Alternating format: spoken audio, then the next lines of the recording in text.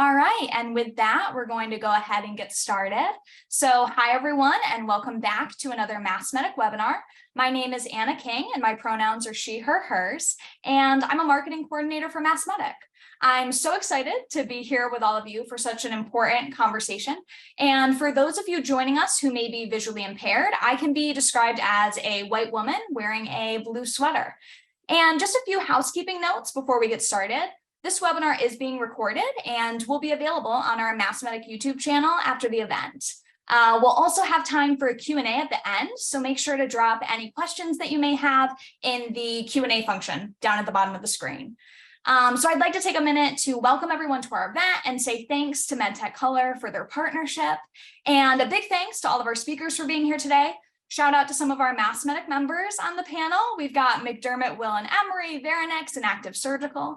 And if you're not familiar with MassMEDIC, we're a membership-based trade association for the medical device industry. And we work to bolster our ecosystem in New England through connection, education, events like this, advocacy, and awareness. And most of all, our team is dedicated to the long-term success of the medtech industry.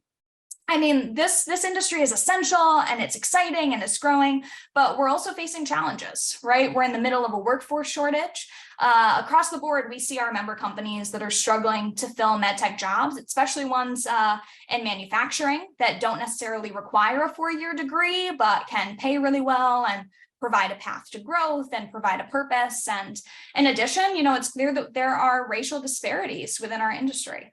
So to bring more innovation and to bring new life-saving technologies forward, we need to make sure that MedTech is a place for everyone and encourage them to join. Everyone in this industry has a why, a reason that they do what they do. For me, I'm actually a heart transplant recipient. So getting to work in the same industry that helped save my life has been so rewarding. And that's why MedTech is all about, right? Inspiring others by sharing stories. So in collaboration with the state of Massachusetts, last July, we launched Why MedTech. It's a multimedia branding campaign to increase awareness in the industry. And since then, we've been collecting and sharing the whys from a bunch of MedTech leaders. And our mission is to inspire those outside of MedTech to realize the fulfilling and life-changing opportunities that this industry, especially in places like Massachusetts, has to offer. And creating awareness with Why MedTech is just one piece of the puzzle. So we continue to build collaborations across the state and throughout the industry that will support technical training and educational pathways, paying particular attention to some of the most underserved areas in our region. So it's a great time to get involved and watch stories and share stories and even tell your own. And I think that this is where I plug our social media accounts. So please give us a follow on Twitter and Instagram at WhyMedTech. You can also visit our website, whymedtech.com. And we also really do want to hear from you. Your story matters. Why did you get into this industry? Why do you do the work that you do? So you can check out our website to submit a story or contact us to set up a time to talk more about how we can work together to share your story or those within your organization.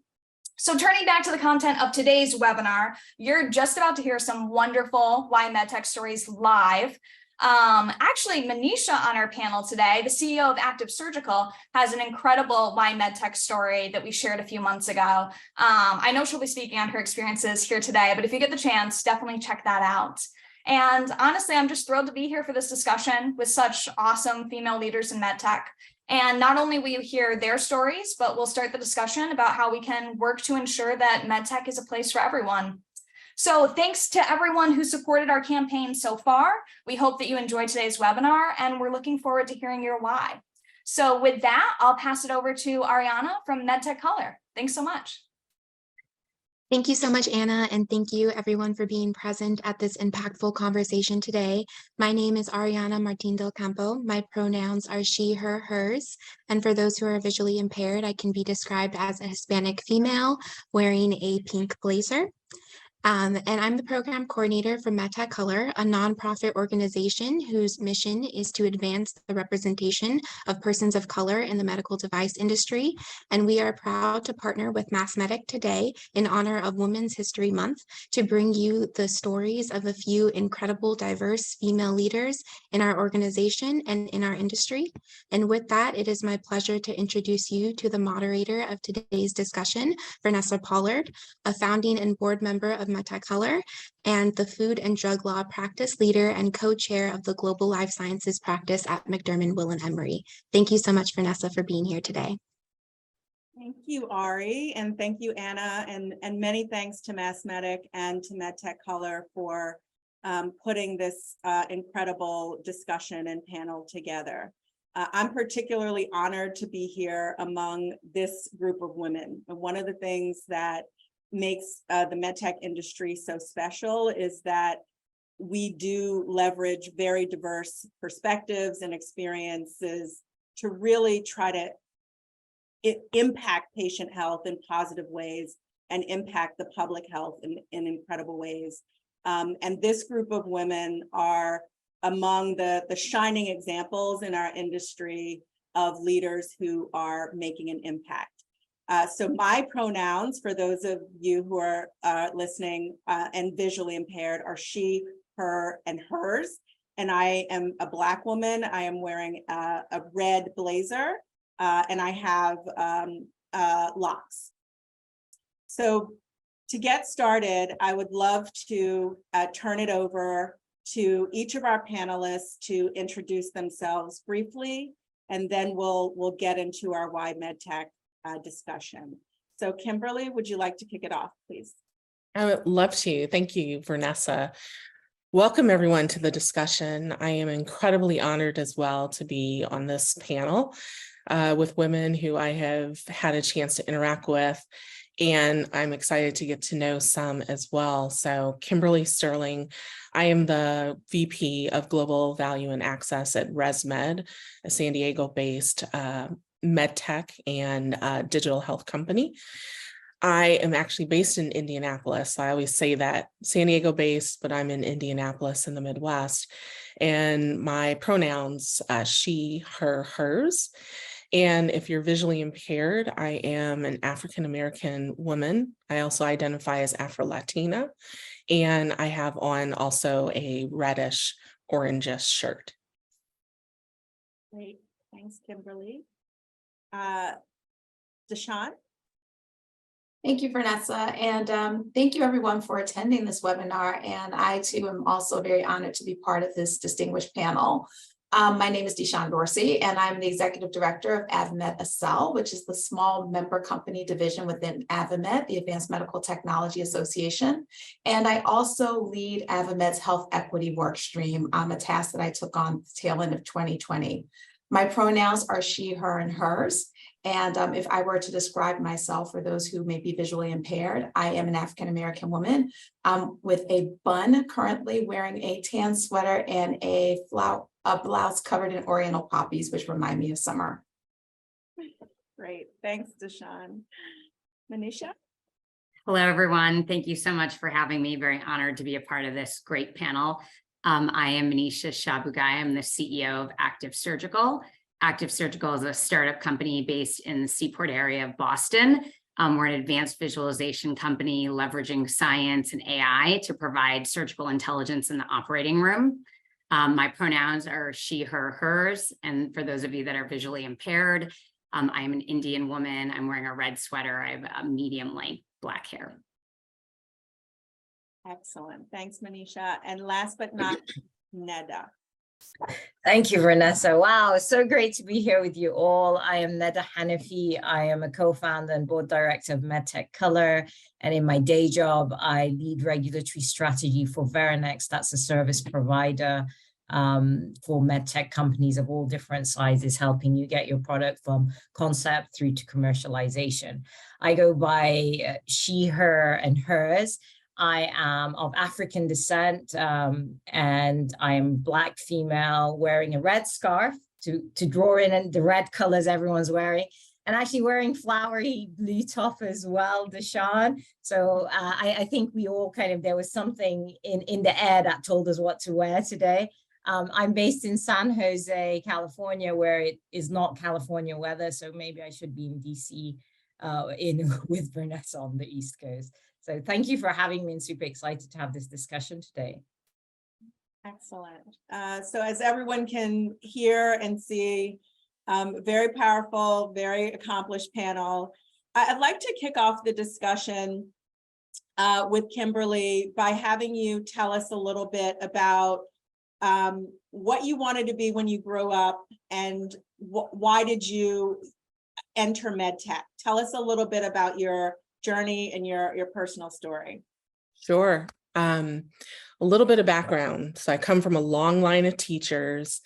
So, going to college was never a question. It was just more of where. And my dad used to say, study hard, because where you go is determined by your scholarship. So I think growing up and watching TV, it was the doctor, it was the lawyer. And I think one of the things that people don't fully realize, I'm an introvert, extroverted introvert, but I'm very high on the shy side. And so I was always very curious why people acted the way they did. And so I was like, I think I want to be a psychologist. And my dad was like, let's think about that again. Because you'll be in school forever, not sure how much money you'll make. And so we were at a high school college fair, and we were listening to a recruiter for a particular school, and they talked about School of Pharmacy, 100% job placement, starting salary $50,000. And immediately my dad leaned over and said, "You're good at math and science, you should be a pharmacist." Okay, let's try it. So went through pharmacy school and finished, but I knew I didn't want to be a traditional pharmacist. And there's a reason why I'm telling you the backstory here. I've had individuals who have told me things in my life, and I've kind of just stored it away. And one summer working in a pharmacy, an older pharmacist who was a woman was reading on a break a magazine that talked about an area called pharmacoeconomics. She said, "You should keep this in mind. This is going to be an up and coming area for women." And I was like, "You said economics. I'm all about the science. No, thank you." Well, I had a chance to take a course in college, hated it, but again, kept it in the back of my mind and ended up loving biostatistics. So I had a 16-year career in the pharmaceutical industry and had the fortune of being laid off because there were some redundancies in a particular area, and always in the area of health economics and outcomes research. And so I knew I wanted to do something different, and I gave myself a little bit of time. ResMed called, and I had never heard of ResMed. I didn't know anyone or knowingly knew anyone with sleep apnea, so I wasn't familiar with one of our largest products that we make, a CPAP machine. And so when they called and explained, I was like, "Oh, that sounds really interesting. There's data, you have this interest, you want to build out HEOR." And so I said yes to an opportunity. And I am so glad that I did. It's been such a fulfilling career that we can get more into that. But that's really why MedTech. I was opportunistic, as I have been throughout my career, and explored a new area and have really found the place that I would love to end my career in. Oh, I love that. There's some great nuggets. I too am I would say an introverted extrovert. So that definitely resonates with me. I love how you talked about the fortune of being laid off, right? People tend to not think of those, those stumbling blocks or those things that happen in our careers that may seem at the time, troubling or problematic as actually opportunity windows. So I love that and would love to get into that a little bit more. So and then I like the idea of keeping those little nuggets that people, kernels that people drop for you in the back of your mind. So we'll talk about that as well. But Manisha, I'd love to hear, same question. What did you want to be when you grow up, and why MedTech? How did you get here? Great, thank you. So I guess also a little bit of background. I am a first generation American. My parents immigrated from India. And so culturally, I was surrounded by doctors, lawyers, and engineers. So growing up, I sort of assumed because I was good at math and science that I would become a doctor one day. And so I always sort of in school was thinking I would one day, go into medicine. It came time to apply for college, and I was talking with a close family friend, and he was a psychiatrist, gave me some advice and said, I don't think you should be a doctor. I think you should do something bigger, do something that's going to change the world. You should go into engineering. And so on his advice, I decided, okay, I think I'll do engineering. There are not a lot of women in engineering at the time. And he thought that, this would be a way for me to be able to make an impact, not only professionally, but also, as a female going into a profession that was very male dominated. Went to school, studied engineering for 4 years, actually got a graduate degree in engineering and also a half MBA, and realized that I did not want to be an engineer. So after all that schooling, I decided, well, what am I going to do now? Because I really don't want to be an engineer, but I actually discovered that I loved the business school and I loved the business program, which was something that my math and science brain really had not had a lot of exposure to. And I thought, wow, this is fascinating. I think I want to pursue this a little bit more, maybe a little bit to the dismay of my parents, because again, lawyers, doctors, engineers, they weren't really sure what I was going to do with business. But I decided to go into consulting out of graduate school just to get more exposure to the business side of the world, and did strategy management consulting for a few years. It was in the telecom space, and that was a departure for me because again, I always felt connected to healthcare, always, again, going back to my roots, thinking I would be a doctor one day. But I loved the company that I ended up working for. And so I really went with the team and the people over the space that it was in. And then after a few years of that, I realized that the quality of life of consulting was not for me in the long term. Being a road warrior was not something that I wanted to do forever. And I had an opportunity to go to a medical device company and do strategy work. So it was a perfect segue into medical device, into sort of the healthcare space that I loved. And so I made the transition early in my career into healthcare and have stayed in this space ever since. There's so many connections and things that you find out about people just in these conversations. I'm also a first generation American. No math and science background though. But I find that connection interesting and fascinating. So Deshawn, how about you? What did you want to be when you grew up, and why MedTech? Sure. So growing up, and I'm from Baltimore, which is dominated in a lot of ways by Johns Hopkins, but growing up, I wanted to be one of two things, a lawyer or a neurosurgeon. And so that was always kind of what I wanted to do path-wise. I was very inclined towards science. I was also very inclined towards justice, and was always finding myself in positions to advocate and defend people. So as it turns out, when I was in college, paying my way through, I had to make a financial choice. And so I landed on law school. It was shorter, it was faster, and I needed to stop paying for school. And so I went to Georgetown, found myself in DC, but always having a really solid interest in medicine. Frequently quack diagnosing my friends pretty accurately most of the time. And as things happened after my first year of law school, I did a fellowship, and then I found myself working at the U.S. Department of Health and Human Services in the Office of Inspector General, which is the division that works predominantly on healthcare fraud cases. And I was a litigator there, where I essentially kicked bad players out of Medicare for about 7 years. And it was a great way to marry my interest in science and medicine with my work, which was amazing. And so after leaving formal practice, I found myself working in the association space.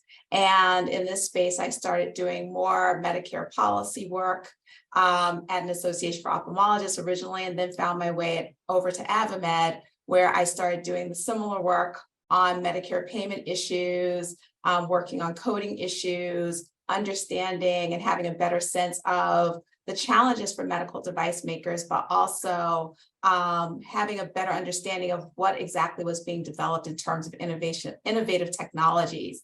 And so I find the work to be absolutely fascinating. I find that it's a great way to continue to not only build upon my science interest, but also to be an advocate still, because now in this role, I advocate for our members to get their devices to market so that they can ultimately get to patients.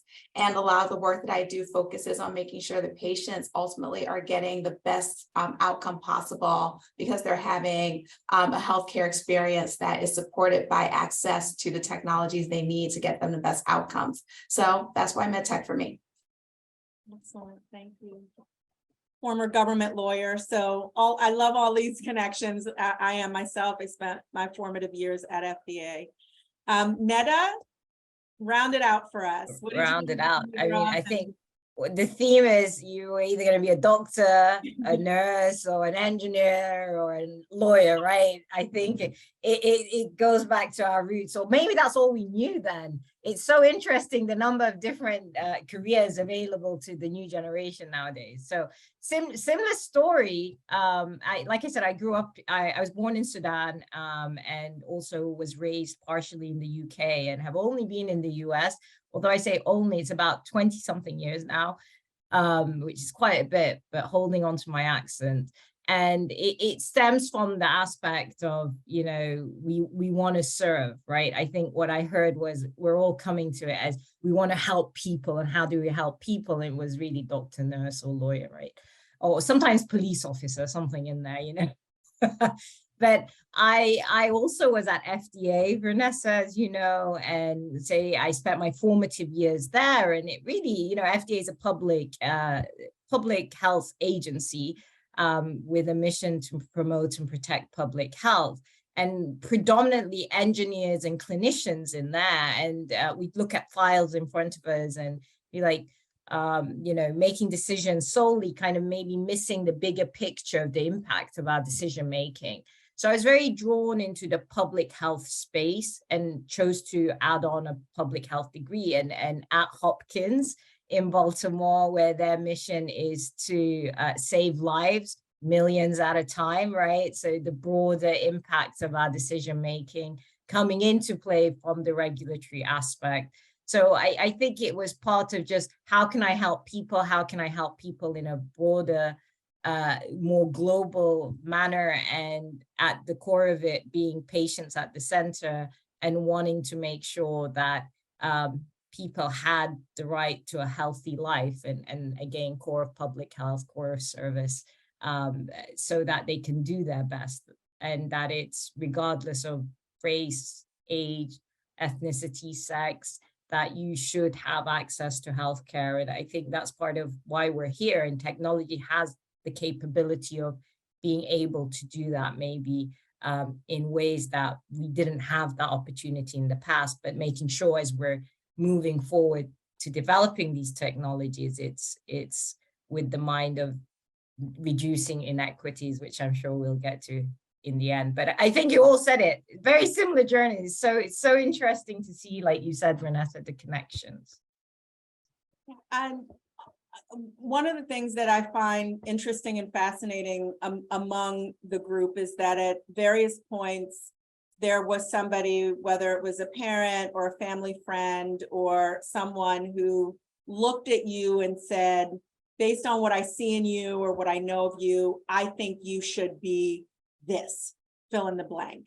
And in some cases you said, yes, that makes sense. And you followed that path, and then pivoted. What do you see in your respective organizations and in your journeys as one of the sort of biggest challenges in getting new energy, new people, more diverse and representative professionals into the med tech space? And I'll open that up to anyone who wants to start. So I can jump in. I think prior to joining Active Surgical, I was with Olympus Corporation for almost 18 years. One of the big initiatives during like the later time that I was at Olympus was around diversity, equity, and inclusion. And we did a lot of training and education, especially of our executives and management layers, on implicit bias, unconscious bias, particularly when it comes to interviewing and bringing candidates into an organization. I think it's so common and understandable that people are attracted to people who are like them. And so what often happens when you're interviewing, you unintentionally are attracted to candidates that look like you, have had similar backgrounds as you. And similarly, the candidates are more comfortable when they interview with people who are like them. So I think one of the things that's really important as we think about attracting more diverse talent into organizations is really thinking about who is involved in the interview process, who is screening and talking with candidates, making sure that you have a representative group that is a part of that process, I think is a really important way of not only making sure that you are not biased when you're exploring your candidates, but that candidates come to your organization and feel welcome and feel like they can see themselves within that organization because they see themselves represented by the group that's interviewing them. So that was something, especially at my time at Olympus and very much at our startup at Active. We have for a very small organization, we're a very diverse group. And I think it's really important that we are conscious about that as we talk about bringing in new talent into our organizations. Yeah, I really agree 100% with what Manisha said. And one thing I would add on is that I think sometimes we get fixated on hiring for resume as opposed to for skill set. So what you've heard here is you've heard a lot of people coming from different industries and backgrounds and then still making their way to MedTech and being successful in the MedTech space. Because what we know that the real skill set is curiosity, the ability to synthesize thoughts, the ability to be an advocate. A lot of those skill sets are developed in other areas. And I will say, as someone who came into this industry and went through college and graduate school at a time where health economics outcomes research was really an unheard of concept in terms of a major option, that a lot of what I learned in law school, a lot of what I learned as a political science and economics major in terms of writing, in terms of synthesizing, has served me well throughout my career as a lawyer and as a policy person. Another thing I think that sometimes hampers our success in recruiting is just spreading the word about the opportunities that are available for people in MedTech. And a lot of times when I hear people speak about our industry, it's very STEM concentrated, the discussions and the conversations. But as you've heard, I don't have a STEM background. Vanessa doesn't have a STEM background. And lots of people in this industry who work outside of research and development and engineering spaces do not have STEM backgrounds because there's an area for all types of personalities and skill sets. So there's marketing and sales, there's people who read and write and condense complicated material into digestible material.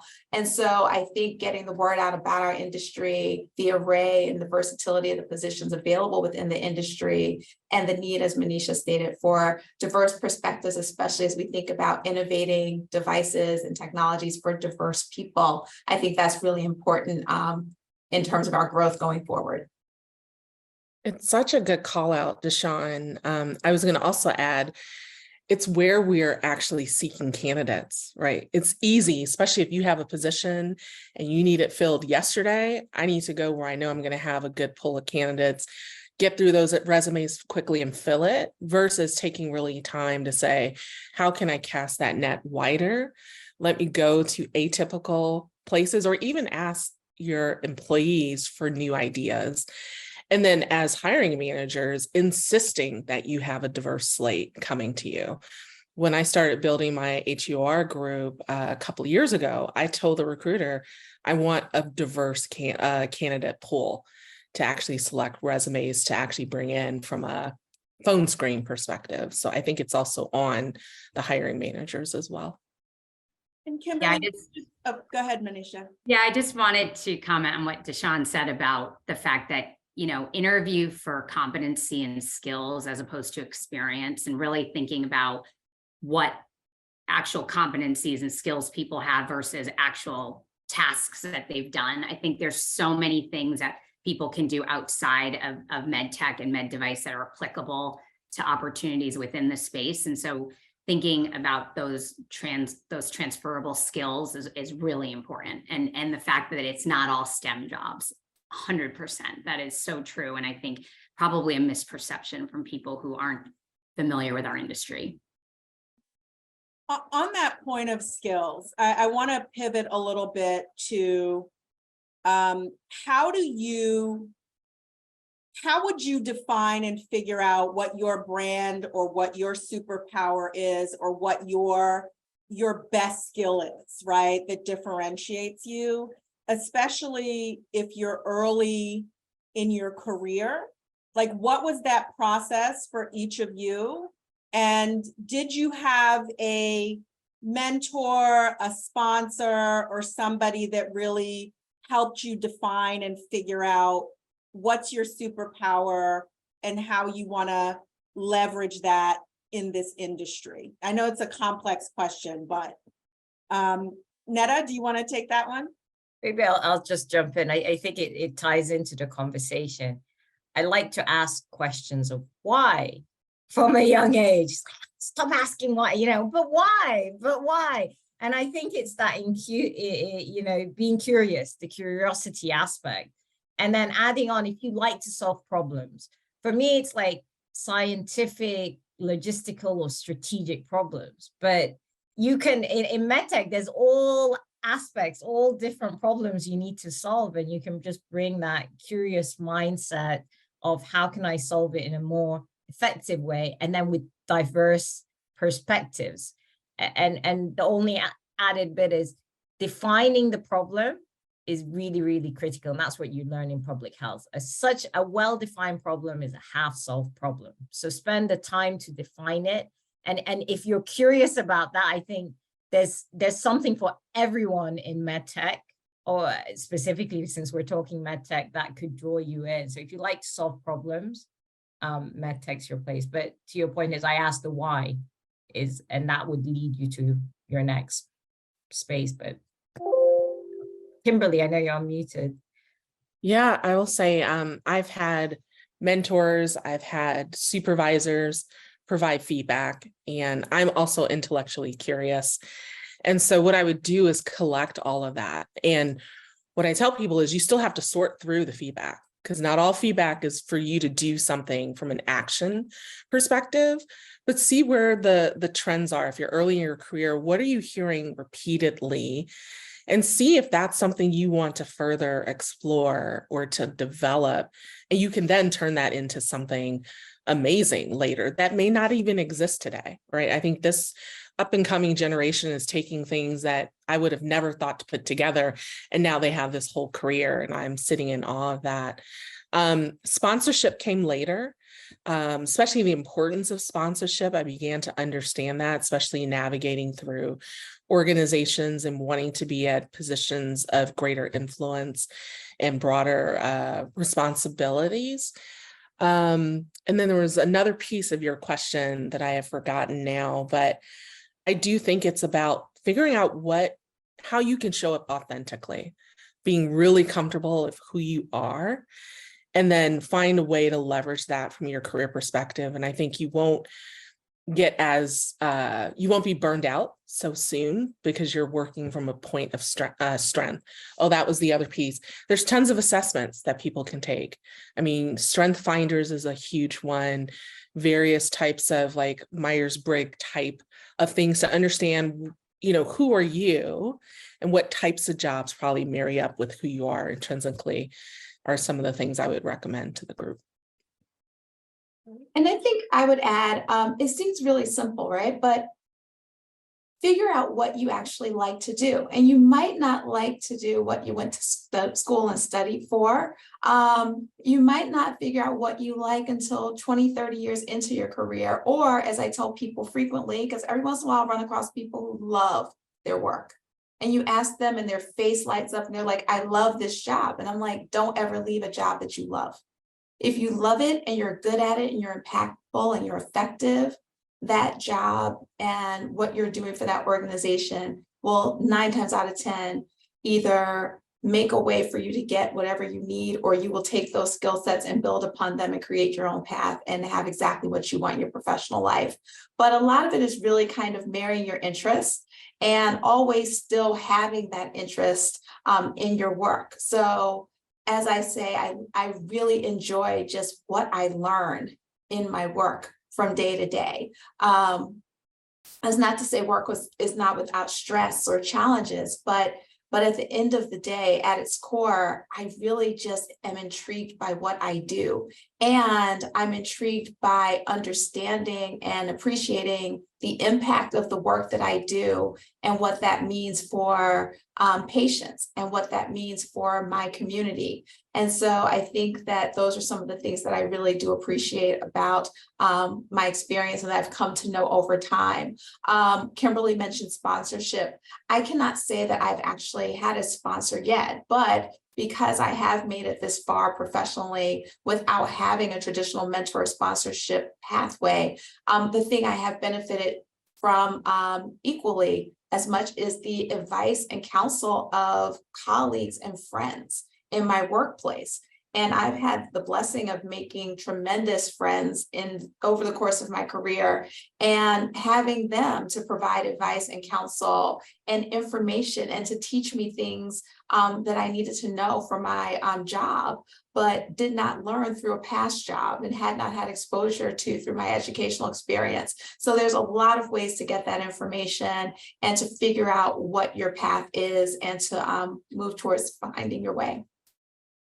So I heard in terms of superpowers and skill sets that are transferable and set you apart. I've heard curiosity, always wanting to know the why. I've heard a love of learning and a desire to engage. Manisha, what's your superpower? What sets you apart? What's the skill set that you've cultivated?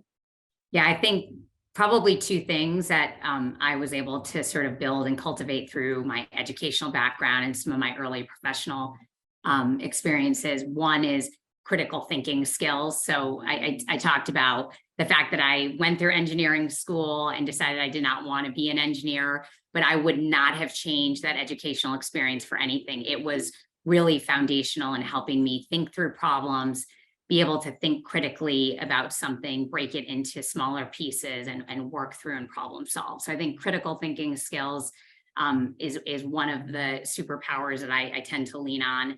And then I think just communication skills.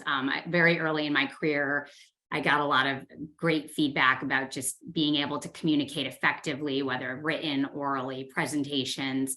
And I think that for me, that's something I've hung on to, and it's been something that's helped carry me through my career. So we are all women of color on this panel who've come up in the industry at a point where maybe there wasn't as much intentionality and organizational focus on diversity, equity, and inclusion, both in hiring and promotion and how we kind of view the benefits of having a diverse workplace.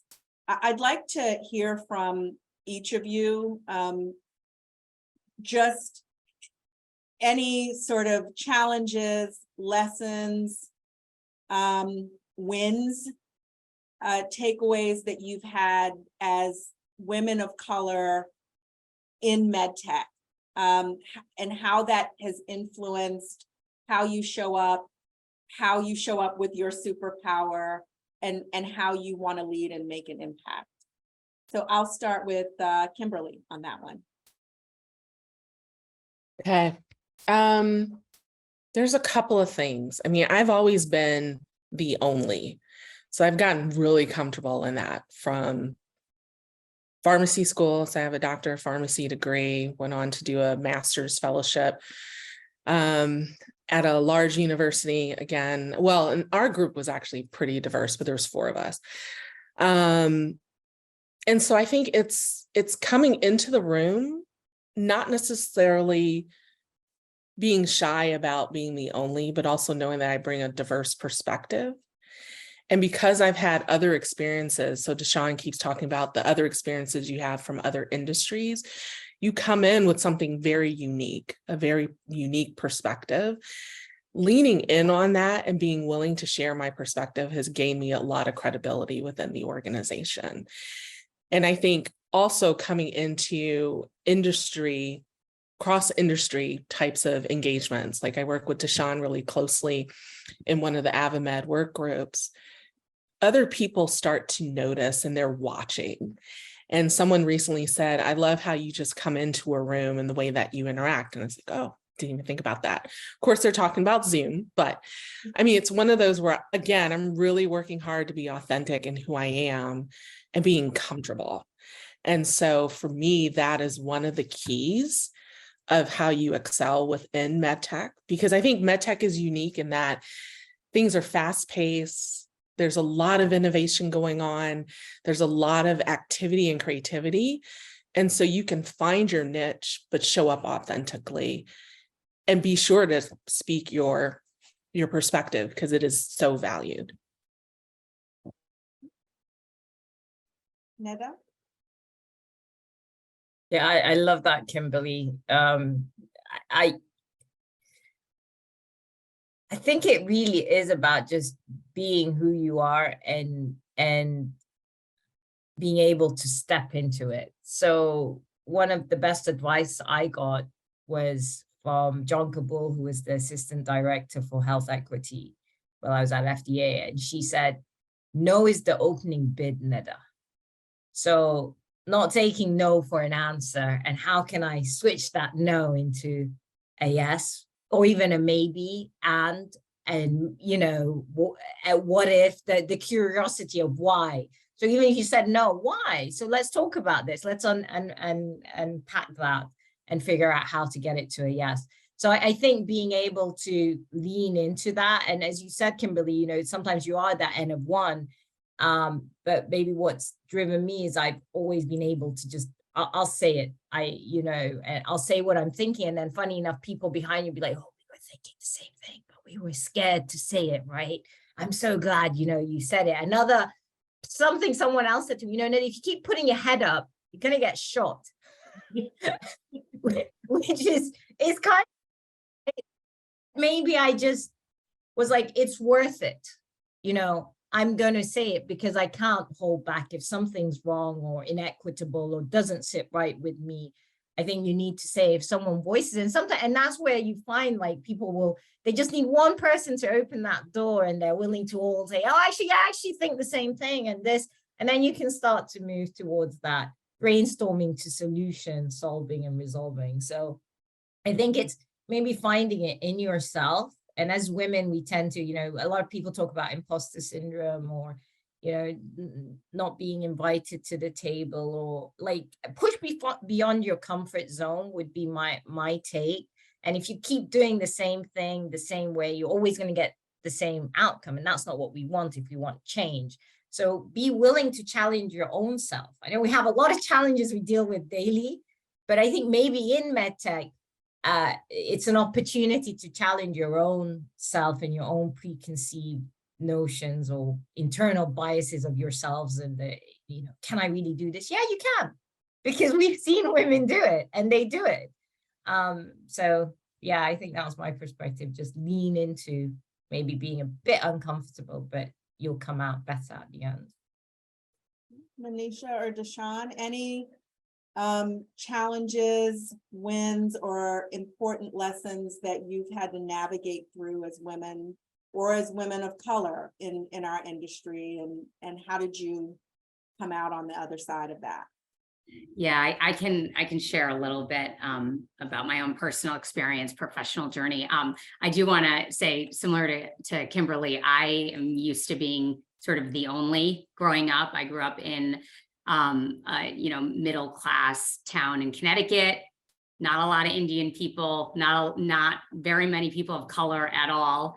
And so I sort of just grew up in that environment and didn't really know anything different. So I think coming into med tech, med device, being surrounded by sort of male dominant, lack of diversity didn't really feel all that different for me. And unlike some of the other panelists, I am not an introvert at all. So I guess at times that works to my advantage. And so I found very early in my career that I had lots of opportunities that would come. And I think, being able to demonstrate my skills, more opportunities came. Then later in my career, however, I got to a point where I'd sort of reached the pinnacle of marketing within the medical device organization. I was leading a marketing organization, and I was ready for the next step, which really was leading a business unit, owning a P&L. And within my organization, no women had ever done that before in the organization. So all the business units were run by men. And definitely, I don't believe there was any minorities that had run a business unit. And so I actually went for a role and didn't get it. And so I was quite disappointed, but, took the time to reflect on why I didn't get the opportunity. What could I do differently? What skills did I need to develop? And I was very, very deliberate in the following years to ask for experiences, to put myself in positions where I was doing work that was really outside of my day job, to demonstrate that I had the skills and the ability to do things that maybe, my male counterparts didn't expect that I could do or had never seen a woman do before. And then when the next opportunity came to kind of break through that glass ceiling, I had lots of experiences I could point to kind of prove that I had those skills. And then I was fortunate enough to get that opportunity. So I think, sometimes we do face implicit bias and unconscious bias. People are not sure you're able to do it because they haven't seen someone do it before. And so my advice would be to put yourself in a situation where you can demonstrate the skills that you have. Ask for opportunity, and don't be shy about asking to do something maybe outside of your lane, because you can and you want that experience, and then you can kind of build on that to get that opportunity to springboard your career into something else. So yeah, and I would just add, I think in terms of my experiences in this industry, I've seen a lot of growth and personal benefit just come through my consistently being an advocate just as a person, and my taking that sense of being an advocate and also coupling it with a sense of empathy and compassion to get the work done and to understand the perspectives of the membership, to understand the perspectives of even the agencies that we interact with.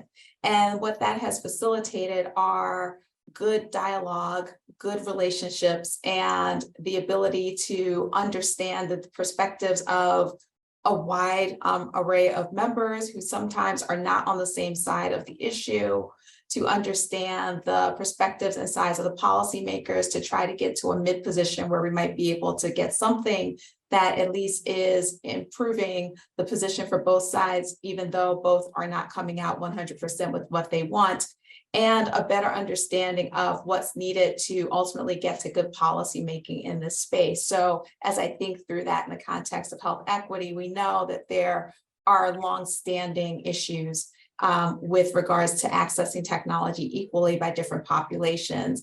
And we understand centuries-old problem, right, will not be fixed over time or overnight. It's going to take a significant period of time and invested interest and dedicated focus to get this issue resolved. But we also understand that a lot of resolving that issue starts with recognition from both sides. So people kind of understanding that people knew and the people didn't know, appreciating that lack of understanding, following on with education and improvement of that understanding, and then working collectively at a pace that isn't slow enough as to never get the issue resolved, but doesn't rush people to get to an answer that they are not ready to embrace, but really kind of finding that midpoint. And so a lot of my legal background and what I do now is all the same, kind of advocating, consensus building, mediating to get to a point that works for everyone. I love that, Deshawn. Sorry, Vanessa, because you're saying kind of trying to put yourself in someone else's shoes and speak. Sometimes it's advocate for what you don't believe in, can help you understand or what you're against. Like if it's a impasse, put yourself in the other person's views and speak to it. I love that. And I was actually going to turn it around, Vanessa, and ask you. You have tons of wisdom and experience in this space. I would actually love to hear what your superpower is as well. I think that my superpower is strategy. It is the ability to take a lot of disparate ideas and goals and actually translate it into a cohesive path forward where everybody understands kind of where they're going, what their role is, how you define success.